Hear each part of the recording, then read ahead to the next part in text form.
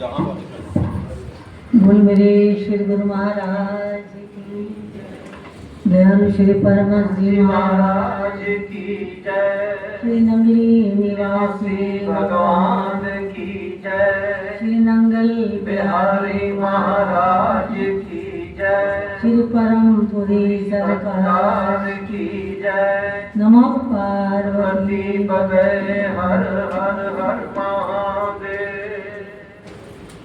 नमो नमस्ते अखिल मंत्र देवता द्रव्याय सर्वं कृतवेत्र्यात्मने वैराग्य भक्त्यात्मनुजात्म भावितं ज्ञानाय विद्याय गुरुवे नमो नमः। ज्ञानाय विद्याय गुरुवे नमो नमः। बोलिए आनंद कंद सच्चिदानंद भगवान की जय। गुरु भगवान के पावन सानिध्य में उपस्थित परम पूज्य हमारे बहन जी, समस्त संत वृंद, श्रद्धा प्रेम की मूर्ति साध्वी बहनें, हम सब लोग आज इस पुण्य आत्मा पवित्र आत्मा की बड़ी ही श्रद्धा प्रेम भावों से श्रद्धांजलियां अर्पित कर रहे हैं। निश्चय ही उनका भी अपने इष्ट के प्रति, अपने गुरुदेव के प्रति उतना ही समर्पण, सेवा, श्रद्धा, प्रेम इत्यादि भावों से उनका अंतःकरण पूर्ण था। तो आज उनको भी सबने बड़ी भीनी भीनी भक्तियुक्त भावों से श्रद्धांजलियां दी, उनका स्मरण किया, उनको याद की। याद उसी को किया जाता है जो अपने हृदय में सदैव अपने इष्ट को याद करता है। सब कहते हैं कि सृष्टि का नियम ही है जाना, लेकिन ये भी कहते हैं लोग कि ऐसी करनी कर जा बंदे, भूले ना जमाना। कुछ ऐसा कर जाओ कि विश्व तुम्हें याद करो। जाना सत्य है, उमरान या डोरा तोड़ ताड़, दिन रात मुसाफिर चलते ने, गलदे ने सैकड़े कबरां ते, शमशान हजारे बलदे ने, पर ओ ही अमर कहा जाता जिदी मर के भी हस्ती रह जाती। जो आज ऐसा कार्य कर गए कि उनकी हस्ती, उनकी याद, उनकी स्मृति सब के हृदय में छाई हुई है, क्योंकि उन्होंने अपने अंतःकरण से सदैव अपने इष्ट के प्रति पूर्ण समर्पण, पूर्ण सेवा के भाव रखे। बहन जी बता रही थे भी, बड़ा सम्मान दिया, क्योंकि जो राह दिखाता है उसको राहबर गुरु कहते हैं। लेकिन यहाँ दोनों ही, मैं यूँ कहूँगी, जैसे माया बहन जी भजन गाते थे, किसानों कागा तो हंस बनाम दे, ऐसे गुरुदेव ने। हम जैसे भी थे, हमको महाराज जी ने कुछ हंस बनाने की कोशिश करी कि तुम जीव नहीं हो, तुम परम हंसों के बच्चे हो। हंस आत्मरूपी हृदय में उसका निवास है, तुम उसमें लय हो जाओ। तो ये तुम्हारे हंसों की जोड़ी है, और आज भी ये सदैव साथ ही हैं, इकट्ठे ही हैं, कभी विलग नहीं होंगे, क्योंकि जो भक्ति के भाव हैं वो आज भी जागृत हैं। मैंने देखा जीवन में बहुत कुछ किया, लेकिन अपनी जुबान से कभी अभिव्यक्ति नहीं की। एक दिन मैंने रेशमा जी से मजाक करी थी, मैं कि हमारी भरमार की भाइयों ने बड़े कुंडल अंगूठियाँ सब पहनी हुई हैं, आपका मन नहीं करता पहनने का है? मैंने भी अंगूठी पहनी हुई है। श्री स्वामी जो ऊपर के चक्षु हैं महाराज राम भद्राचार्य जी महाराज, वो दिल्ली आए तो मैं अभिषेक करके आई, तो मैंने कुशा की अंगूठी पहनी हुई थी। तो बहना ही क्या चुप रहते रहे हाथ में, क्योंकि माँ जी अभिषेक किया तो मुद्रिका पहननी पड़ती है। बोलते एक मुद्रिका हम तुम्हें पहना देते हैं। तो उनकी पहनाई है मुद्रिका। नहीं तो मैंने मजाक किया बहन जी से, बहन जी कहने लगे हमने क्या अलंकार पहने, हमारा अलंकार तो गुरुदेव हैं, वो सदैव हमारे हृदय में अलंकृत रहे, हम तो यही भाव रखते हैं, है ना। आज बहुत प्रदर्शन है संसार में, अखाड़े द्वारों में जाओगे तो सिवाय प्रदर्शन के कुछ नहीं मिलेगा।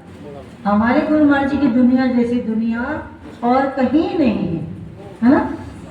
वहाँ मेरी बगल में एक मंडलेश्वर बैठी हुई थी, बहुत हीरे की मुठियाँ दूसरे अलंकार पहने हुए थे। एक पत्रकार ने पूछ लिया कि आप इतना सोना अलंकार क्यों धारण करते हैं, आप तो विरक्त लोग हैं, साधु पुरुष हैं, क्यों धारण करते हो। लोग हमें दे देते हैं, इसलिए उनका मन रखने के लिए हम उसको पहनते हैं।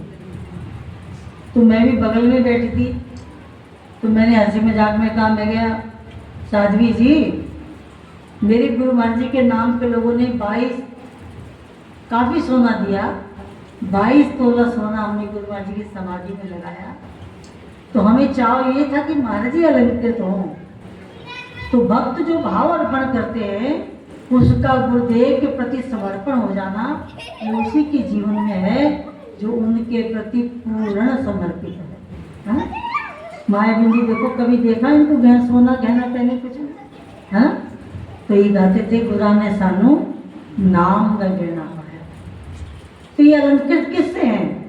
भक्ति से, प्रेम से, ज्ञान से, वैराग्य से परिपूर्ण है।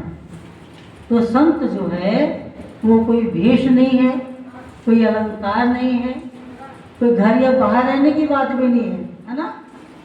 एक दर दर लबदे प्रीतम नू, एक फड़ के कोल बिठा लेंदे, एक मंदिरों खाली मुड़े आंदे, एक घर भी रब नू पा ले। वो तो जिनको प्राप्त करना उनको युक्ति आनी चाहिए, नहीं तो बाहर का ढोंग अलंकार एक कुछ समय टिकता है फिर नष्ट हो जाता है ना। इससे तो गुरुदेव से यही प्रार्थना करनी चाहिए, ये गुरुदेव इन द्वंद्वों में फंस जाते हैं हम जीव, आप हमें मुक्त करिए, हमें बचाइए। संत का चरित्र बड़ा उज्जवल होता है, बहुत महान होता है। तो नरेश बहन जी सचमुच हृदय से संत थी, सादा जीवन, पवित्र विचार, अंतःकरण में गुरुदेव की छवि, उनका ध्यान, आंखों में आंसू, प्रेम भक्ति के भावों से ओत प्रोत अंतःकरण आज उनके श्री चरणों में निवास पा गया है। नहीं तो लाल वेशधारी संत तो बहुत होते हैं। कुंभ में एक संत सुना रहे थे कि एक बार एक संत जो है असमर्थ हो गए। बहुत वर्षों उन्होंने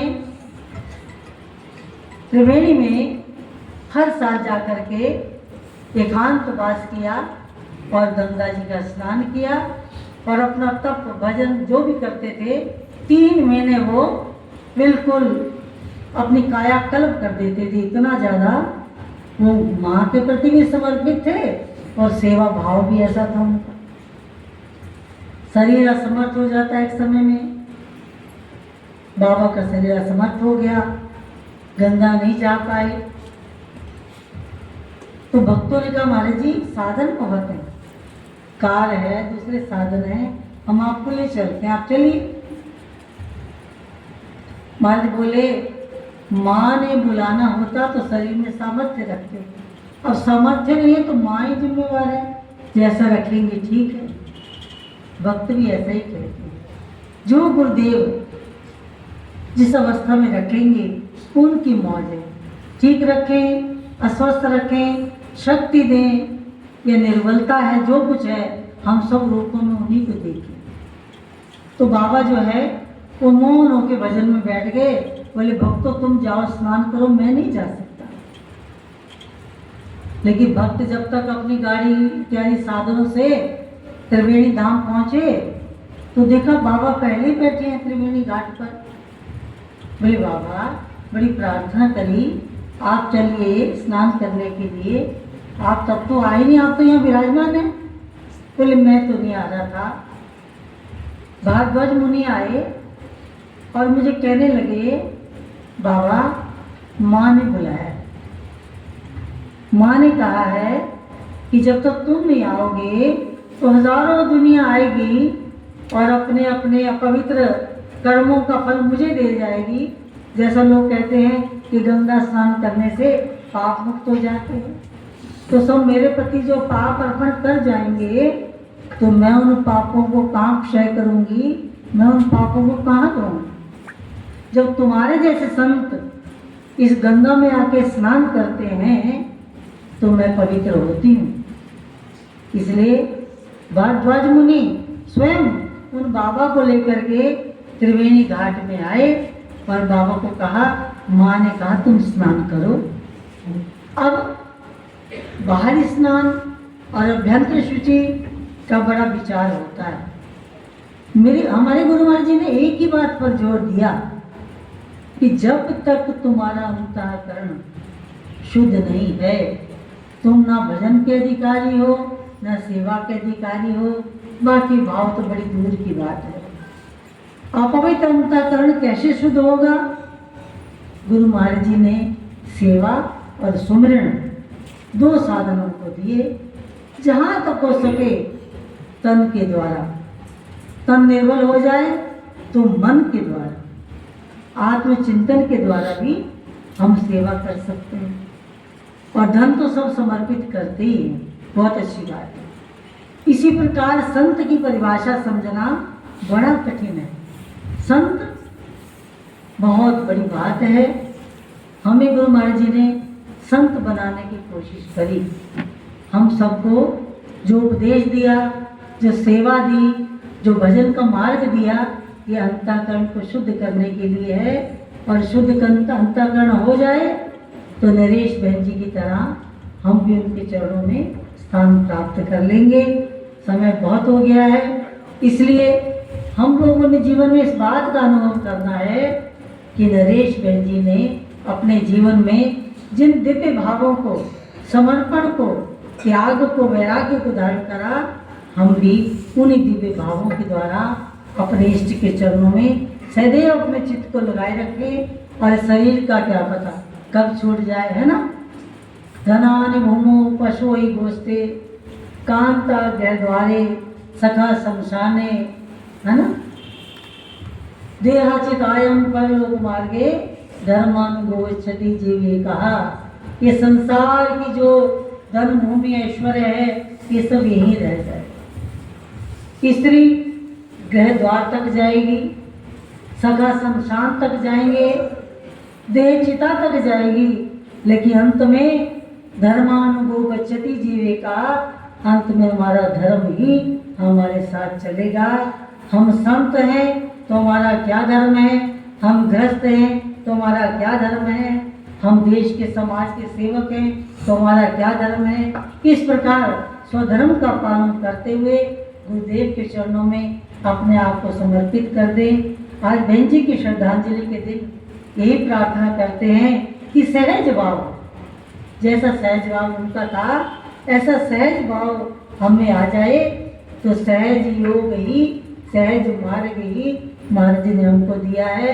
हम सहजता से सत्य और प्रेम के मार्ग में चलें, यही प्रार्थना गुरुदेव के चरणों में करती हूँ। गुरु आनंद कंद सचिदानंद की जय।